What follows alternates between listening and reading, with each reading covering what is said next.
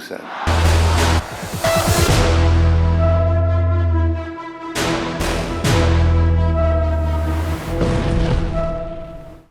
दुनिया में इस वक्त कई जगह युद्ध की स्थिति बनी हुई है, कई जगह युद्ध चल रहे हैं। कोशिश यही है कि युद्ध की अभी विराम की स्थिति कैसे बने, इस पर बात हो, और कोशिश यही है कि जहां युद्ध के हालात बन रहे हैं उन हालातों से दो कदम पीछे हटकर शांति की ओर आगे बढ़ा जाए।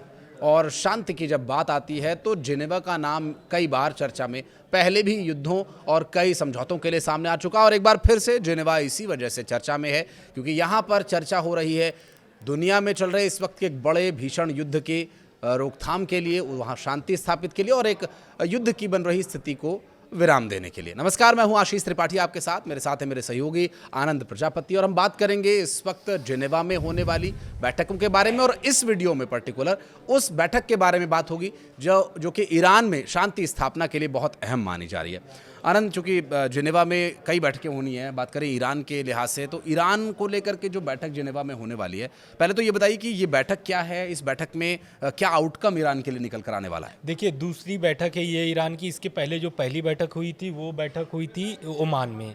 हालांकि इस बैठक जो दूसरी बैठक होने वाली है जिनेवा में, इसकी भी मध्यस्थता ओमान ही कर रहा है और ओमान के विदेश मंत्री भी जिनेवा में पहुंच गए। लेकिन अब दूसरी बैठक से संबंधित ना कुछ तस्वीरें सामने निकल के सामने आ रही है कुछ, जिसमें बैठक में ये भी देखा जा रहा है कि IAEA यानी कि अंतर्राष्ट्रीय परमाणु ऊर्जा एजेंसी के कुछ अधिकारी जो हैं वो ईरान के राजनयिक से, यानी कि ईरान के जो प्रतिनिधिमंडल जो पहुंचा हुआ है जिनेवा में, उनसे मुलाकात किए हैं। और इसके पहले भी आप देखेंगे तो अब्बास आरागची की मुलाकात हुई है राफेल ग्रोसी से, जो IAEA के चीफ हैं, उनसे मुलाकात हुई है। वहाँ पर उन लोगों ने भी इस विषय को लेकर के बहुत गंभीरता से बात की है कि बैठक जो हो वो सफल हो जाए। लेकिन सफल होने के लिए दोनों का रजामंदी जरूरी है, लेकिन यही है कि शर्तें जो है वो बिगाड़ रही हैं सब कुछ, चाहे अमेरिका की शर्त हो चाहे फिर ईरान की शर्त हो। दोनों की शर्तें जो है कि वो हर समय यही दिखा रही है कि आने वाले समय में बैठक जो हो जाएगी वो असफल हो जाएगी, क्योंकि मांग ही कुछ ऐसा है कि ईरान और अमेरिका के बीच जो है तीसरा जो देश है वो है इजराइल। इजराइल की ऐसी मांग है जिसके कारण से ईरान जो है कि एक तरीके से खफा हो जा रहा है। मीटिंग में भी बहुत सारी चीज़ें निकल के सामने आई। पहली वाली जो बैठक हुई थी ओमान में, उसमें यही था कि दूसरी बैठक में तय की जाएगी कि क्या क्या चीज़ें बातचीत रखी जाए इस बार इस डील में, क्योंकि परमाणु वार्ता हो रही है। इस वार्ते में अब क्योंकि ईरान जो स्टार्ट से बोल रहा था कि जो ये वार्ता हो रही है परमाणु वार्ता, हम वही वार्ता करेंगे जो 2015 और जो 2018 में की जाने वाली थी। 2015 में परमाणु वार्ता पर ही बात हुई थी और उस पर ही समझौता हुआ था। कुछ वहाँ ईरान से जो है कि जो सेंसर लगे हुए थे, प्रतिबंध लगे हुए थे, वो हट गए थे। लेकिन अब जब से 2018 से अमेरिका हटा हुआ है, 2026 चल रहा है, लगभग आप देखिए तो 8 साल के दिन हो गए हैं, लेकिन जो उनके ऊपर प्रतिबंध लगे हुए ईरान पर, वो लगातार लगे हुए, नए नए प्रतिबंध भी आकर के ट्रंप ने लगा दिए हैं। इस बैठक से अब देखना ये होगा कि क्या प्रतिबंध हटेंगे या नहीं हटेंगे, क्योंकि ईरान के जो अब्बास आरागची हैं, विदेश मंत्री जो है, वो साफ तौर से बोल दिए हैं कि हम डील को सफल करना चाहते हैं, सफल बनाना चाहते हैं, ये बैठक सफल हो। लेकिन ये पहले अमेरिका को ये तय करना पड़ेगा कि जितने भी अधिक से अधिक प्रतिबंध वो हटा लें, क्योंकि प्रतिबंधों की वजह से ईरान की जो अभी आर्थिक स्थिति है वो बहुत खराब हो गई है। बिल्कुल। जो वहाँ की मुद्रा है वो बहुत निचले स्तर पर जा चुकी है और वहाँ की बाजारों में अस्थिरता है, व्यापारी, रोजगार सभी इस वक्त खतरे की स्थिति में बने हुए, एक अराजकता की स्थिति बनी हुई है, क्योंकि रोजगार की समस्या या इनकम की जो समस्या होती है उससे क्या क्या दिक्कतें हो सकती है, आप और हम इस बात से बहुत अच्छी तरह से वाकिफ हैं। लेकिन चूंकि आनंद अभी प्रतिबंध हटेंगे या नहीं हटेंगे ये तो बहरहाल भविष्य के गर्भ में है, लेकिन जो वर्तमान स्थिति वो ये नज़र आ रही है कि इजराइल बार बार पोक कर रहा है अमेरिका को कि आप ये देखिए कि ये सुनिश्चित कीजिए कि कहीं ईरान परमाणु अपना शक्ति संपन्न न कर ले। तो ईरान का कहना ये है कि हमारे पास बैलिस्टिक मिसाइल्स इतनी है कि अगर परमाणु हमने नहीं भी बनाया तो भी हम तुम्हें मार के ख़त्म कर देंगे। बिल्कुल। अमेरिका दोनों ही तरफ से कई बार डराइयाँ धमकाइयाँ की स्थिति में, कई बार सामदाम दंडभेद की स्थिति में नज़र आता है। ये अमेरिका आखिर चाहता क्या है? देखिए, अमेरिका का साफ तौर से कहना है कि ईरान को जो परमाणु प्रोग्राम वो चला रहे हैं वो खत्म कर दें। और अब जो दो नई मांग है इजराइल की, खास करके इजराइल के बेंजामिन नेतन्याहू अभी गए थे वाशिंगटन से जब जाने के पहले भी वो बोल चुके हैं कि सिर्फ परमाणु वार्ता पर बात नहीं होगी अमेरिका और ईरान की, इसमें बात होगी तो बैलिस्टिक मिसाइलों की भी बात होगी और बात होगी प्रॉक्सियों की जो मदद दी जा रही है मिडिल ईस्ट में, चाहे वो हिजबुल्लाह हो, हमास हो या फिर हुती हो, इन तीनों को मदद से भी बंद करना पड़ेगा, मदद नहीं करना है। मतलब ये सब बातें नेतन्याहू ने रखी थी। अब देखना ये होगा कि क्या अमेरिका इन सब बातों को लेकर के ईरान से बातचीत करेगा कि नहीं करेगा, क्योंकि ईरान के जो विदेश मंत्री अब्बास अराक्ची, उन्होंने साफ तौर से मना कर दिया है कि सिर्फ और सिर्फ परमाणु वार्ता पर बात होगी, परमाणु प्रोग्रामों पर बात होगी। और पहले भी इस बैठक में नहीं शामिल था बैलिस्टिक मिसाइल और प्रॉक्सियों को मदद वाली, तो हमारी जो क्षेत्रीय मदद है हम उस पर बातचीत नहीं करेंगे, ना ही बैलिस्टिक मिसाइलों पे बात करेंगे। लेकिन अब इस बीच बड़ी मतलब या फिर ये बोल लें कि इस बैठक से जुड़ा हुआ बड़ा बयान ट्रंप ने दे दिया है। दूसरी जो बैठक होने वाली है, बैठक हो रही है अभी जिनेवा में, बैठक शुरू हो चुकी है और बैठक हो रही है, कुछ समय में आपको इसके नतीजे भी निकलने लगेंगे धीरे धीरे, भी हम वीडियो बनाएंगे। हाँ, तो ये जो ट्रंप ने इस बैठक को लेकर के अभी जो बयान दिया है, बयान ये है कि वो बोल दिए कि हम बैठक में, इस ईरान और अमेरिका की बैठक में इनडायरेक्टली शामिल रहेंगे, इनडायरेक्टली शामिल रहेंगे और इनडायरेक्टली सभी चीज़ों को समझेंगे कि ईरान क्या चाहता है। क्योंकि आपको भी पता है पहली जो बैठक हुई थी ओमान में, उस बैठक को ख़त्म करने के बाद दोनों देशों के प्रतिनिधिमंडल जो थे वो एक दूसरे को शर्तों वाली चिट्ठी थमाते हैं। तो ये तय हो जाता है कि ये बैठक जो होने वाली है उसी चिट्ठी पर भी निर्धारित रहेगी, उन्हीं शर्तों पर निर्धारित रहेगी कि क्या शर्त मानने के लिए तैयार है कि नहीं तैयार है। ईरान ने लेकिन हल्का सा थोड़ा सा संकेत दे दिया है अमेरिका को कि हम हर एक चीज पर बातचीत करने के लिए तैयार है, लेकिन आप सबसे पहले प्रतिबंध हटाओ। क्योंकि प्रतिबंध के कारण से अभी जो उनकी करेंसी है, ईरान की जो करेंसी रियाल है, वो 16 लाख पहुंच गई है। 16 लाख प्रति $1।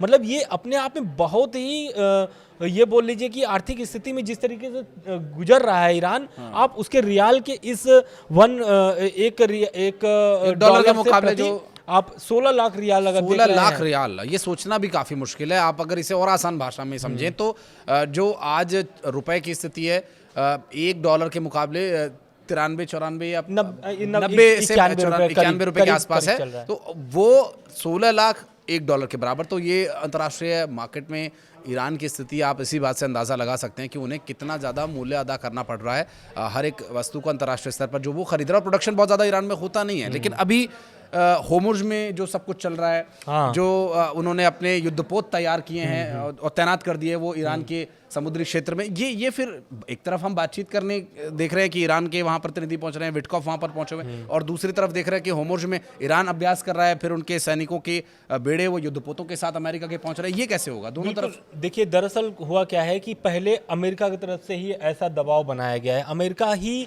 पहले युद्धपोत भेज देता है, यानी कि यूएसएस अब्राहम लिंकन भेज देता है ईरान की ओर रुक कर जाता है। हालांकि अभी ओमान में ये तैनात है यूएसएस अब्राहम लिंकन।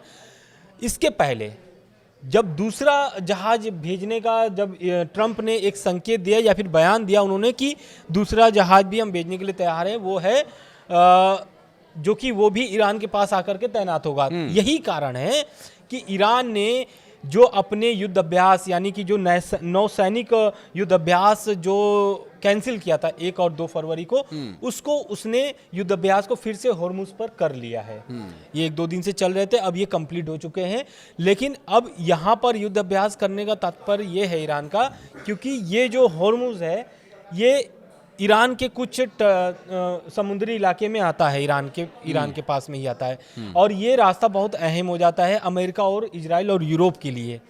तो इसको बचाने के लिए, खासकर इस एरिया को बचाने के लिए अमेरिका ने बहुत सारे ऐसे प्रयास किए हैं कि इस एरिया को रोकने के लिए ईरान पर बहुत सारे प्रतिबंध भी लगे इस मामले को लेकर के भी। लेकिन अब जो रेड सी से लेकर के होर्मुज वाली जो एरिया है, यहाँ पर इतने ज़्यादा तनाव है, और यही कारण है कि इजराइल ने पहला मांग यही रखा है कि आप प्रॉक्सियों को मदद देना बंद करें। प्रॉक्सियों को मदद देना बंद करेंगे तो जो हुतीज जो हैं हुती जो हैं वो टूट जाएंगे, क्योंकि उनको जब मदद नहीं मिलेगी, हथियार नहीं मिलेंगे तो अपने आप वो टूट जाएंगे। और यही कारण है कि इसको बचाने के लिए लाल सागर से लेकर के जो होर्मुज का यात्रा है, ये सबसे बड़ा संकट बना हुआ है इजराइल, अमेरिका और ये तो देखिए, ये तो वो सैन्य क्षेत्र हो गए जो कि अंतर्राष्ट्रीय स्तर पर हैं। ईरान भी चाहता है कि यहाँ पर किसी का कब्जा ना हो, अमेरिका चाहता है कि हमारा कब्जा हो या हमारी मजबूती यहाँ पर बनी रहे। लेकिन ईरान के अंदर भी तो सेना तैनात है, फोर्सेस तैनात हैं, बहुत शांति अंदर भी नहीं है और सीमा पर भी नहीं है। तो फिर ईरान कैसे उम्मीद करे कि शांति स्थापित हो सकेगी? देखिए, शांति स्थापित करने के लिए तो आपको भी पता है कि पहले प्रोटेस्ट हुए थे ईरान में, लगभग 6,000 से 7,000 लोग मारे जा चुके हैं उस प्रोटेस्ट में। अब ईरान जो है कि उन सभी प्रदर्शनकारियों से बातचीत करने के लिए भी तैयार है, ईरान की सरकार तैयार है, बातचीत करके समस्या का समाधान निकालने के लिए तैयार है कि आप अपनी बातें रखें और ईरानी सरकार जो है उसकी मदद करें आप। क्योंकि अगर आप सड़कों पे उतर के प्रदर्शन करेंगे तो ये जो विदेशी ताकतें हैं उनको और बल मिलेगा, उनको और मजबूती मिलेगी। यही कारण है कि रजा पहलवी जो है कि वो बैठ करके विदेश में ईरान की जनता को भड़का रहे हैं, ऐसा ईरानी सरकार का दावा है।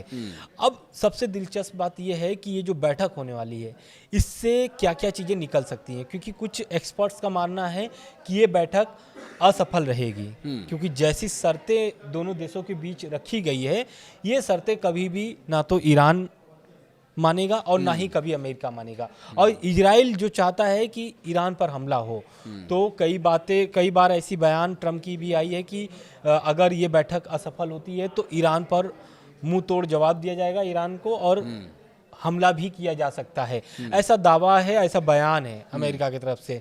कुछ अमेरिकी अधिकारी भी जो हैं, जो मंत्री हैं अमेरिकी, उनका भी बयान आया हुआ है। उन्होंने बोल दिया है कि ईरान से ये डील करना बहुत ही मुश्किल है। मुश्किल इसलिए है क्योंकि ईरानी जो सरकार है या फिर जिस तरीके से ईरान कार्रवाई कर रहा है, जैसा आपने बोला कि दूसरी जहाज भेजने के लिए वो तैयारी कर रहे हैं, अमेरिका तैयार कर रहा है दूसरी जहाज भेज करके और दबाव बनाएगा ईरान पर, तो उसको लेकर के ईरान भी ऐसा नहीं है कि चुप बैठा है, ईरान भी दूसरा कदम उठाया और होर्मुज में नौसैनिक अभ्यास करता है और अभ्यास के साथ साथ एक वीडियो भी जारी करता है। वीडियो में ये दिखाता है कि कादेर मिसाइल जो है वो दोनों जहाज़ों को कैसे नष्ट कर सकता है, कैसे ईरान जो है अमेरिका का बैंड बजा सकता है। ये मतलब सरल भाषा में अगर बोल दे तो उन्होंने उस वीडियो के माध्यम से बताया है। जनरेटेड वीडियो है, AI जनरेटेड वीडियो है। उस वीडियो में ये दिखाया गया है कि उनकी जो कादेर मिसाइल है, बाकी सब मिसाइलें छोड़ दीजिए, कादेर अपने आप में सब कुछ है। कादेर मिसाइल जो है वो